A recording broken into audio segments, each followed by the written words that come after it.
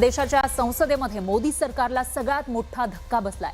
महिला आरक्षण विधेयकाशी संबंधित 121वे घटनादुरुस्ती विधेयक संसदेमध्ये नामंजूर झालं। या विधेयकाच्या बाजूने 298 तर विरोधात 230 इतकी मतं पडली।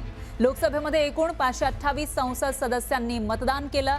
हे विधेयक मंजूर होण्यासाठी 2/3 बहुमताची आवश्यकता होती। 528च्या 2/3 म्हणजे 352 मतं पडणं अपेक्षित होतं हे विधेयक मंजूर होण्यासाठी। मात्र विधेयकाच्या बाजूने फक्त 298 मतं पडली आणि त्यामुळे हे विधेयक नामंजूर झालं। लोकसभा अध्यक्ष ओम बिर्ला यांनी संविधान 131वी दुरुस्ती विधेयक 2026 नामंजूर झाल्याचं जाहीर केलं आणि यानंतर संसदीय कामकाज मंत्री किरण रिजिजू यांनी इतर 2 विधेयकं पुढे न नेण्याचा निर्णय घेतला। गेल्या 11 वर्षांच्या कार्यकाळात मोदी सरकारला सभागृहात एखादं विधेयक मंजूर करून घेण्यात पहिल्यांदाच अपयश आलं।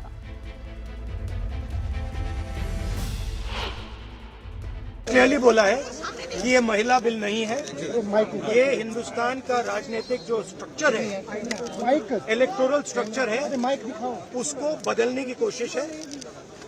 ये हमने रोक दिया है और मैं अभी कह रहा हूँ, प्रधानमंत्री से कह रहा हूँ, अगर आप महिला बिल चाहते हैं 2023 का महिला बिल निकालिए, उसका इम्प्लीमेंटेशन आज से करिए और पूरा का पूरा ऑपोजिशन 100% आपको समर्थन देगा और महिला बिल हम इमीडिएट इम्प्लीमेंटेशन करा देंगे। जो हमारा पक्ष था वो हमने अपना पक्ष बिल्कुल साफ रखा है और लगता तो ये कि फिर गाड़ी थमी रह गई, लगता कोशिश में कुछ कमी रह गई होगी। और हम महिला आरक्षण के पक्ष में हैं। महिलाओं को आरक्षण मिले, उनको सुरक्षा मिले, उनका सम्मान बढ़े और लोकतंत्र में जो उनको स्थान मिलना चाहिए उसके पक्ष में है। ये फिर साबित हुआ कांग्रेस और इंडी सेक्शन ने जिस ढंग से फिर महिला बिल को गिराने का काम किया, ये देश की जनता और नारी शक्ति ने देखा और उनके चेहरे को भी देखा है। आने वाले दिनों में पाई की कीमत इन लोगों को चुकाना पड़ेगा।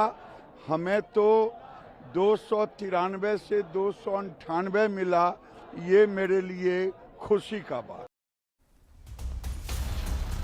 दरम्यान संसदेमध्ये महिला आरक्षण आणि मतदारसंघ पुनर्रचना विधेयक नामंजूर झाल्यानंतर सत्ताधारी आक्रमक झाले। संसदेच्या पायऱ्यांवर एनडीएच्या खासदारांनी जमून जोरदार घोषणाबाजी केली, तर या विरोधातील इंडिया आघाडीच्या खासदारांनी सुद्धा संसद भवनच्या परिसरात घोषणाबाजी केली। ही दृश्य आपण बघू शकतोय संसदेच्या पायऱ्यांवर संध्याकाळी जेव्हा कामकाज तहकूब करण्यात आलं।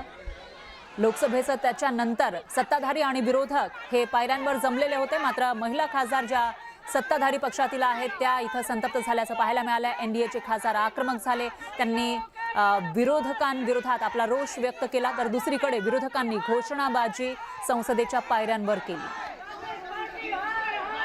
संध्याकाळची ही दृश्य आहेत संसदेच्या आवारात। हे सगळं चित्र आज संध्याकाळी पाहायला मिळालं। घटना दुरुस्ती विधेयक नामंजूर झाल्यानंतरचं हे चित्र होतं।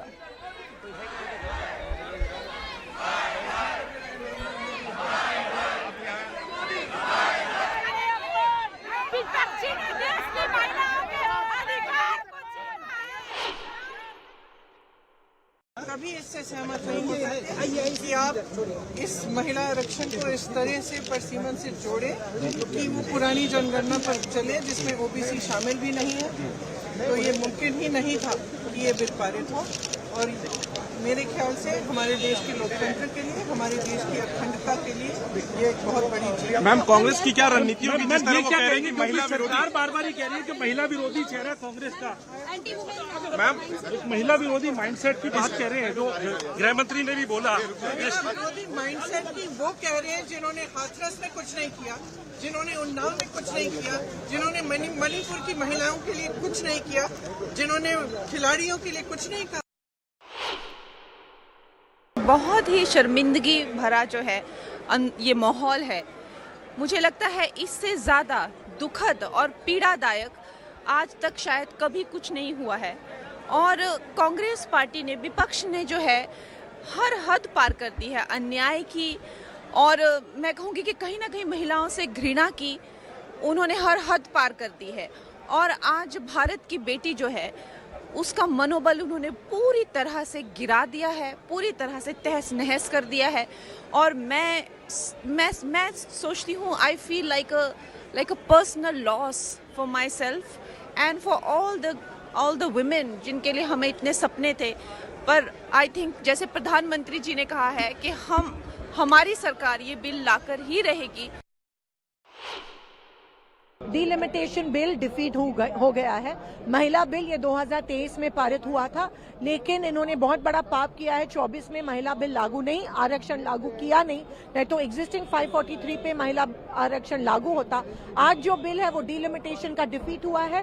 पहली बार इस सरकार को हार के सामने जाना पड़ा, उनके चेहरे देखने लायक थे और वो 2/3 मेजोरिटी उनको नहीं मिल पाई।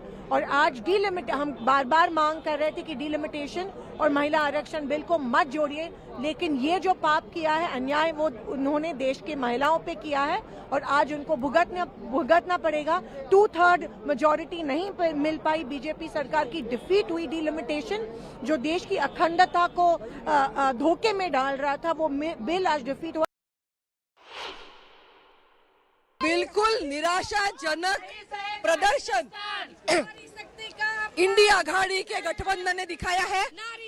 मातृशक्ति का श्राप, हिंदुस्तान के नारी शक्ति का श्राप इंडिया आघाड़ी को लगने वाला है।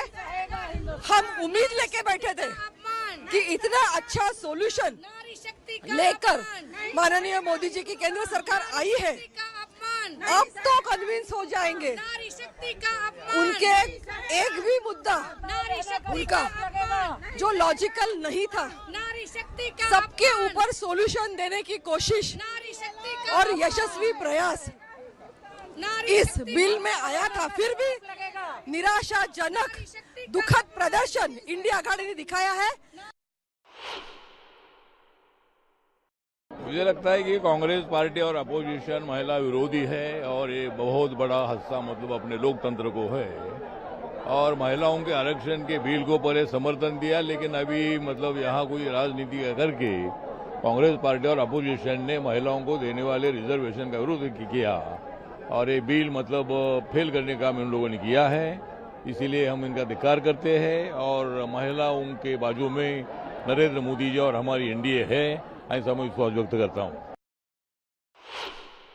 पक्ष की मंशा ठीक नहीं थी, जबकि यहाँ सभी मुद्दे आदरणीय प्रधानमंत्री जी ने और हमारे गृह मंत्री जी ने यहाँ पे क्लियर किए थे, क्योंकि महिला हमारा एजेंडा, कि महिलाओं को आरक्षण देना हमारा एजेंडा था। और विपक्ष सिर्फ बोलते रहे, लेकिन जब करने की बारी आई तो पीछे हट गए। तो इससे ये पता चलता है कि विपक्ष के लोगों के मन में महिलाओं के प्रति कितनी भावनाएं है, कितना वो रिस्पेक्ट करते हैं। आज साफ हो गया, पूरे देश ने इससे दिखा कि सिर्फ महिलाओं के बारे में, मान सम्मान के बारे में बोला जाता है, लेकिन उन्हें अधिकार देने की जब बारी आज आई तो वो पीछे हट गए।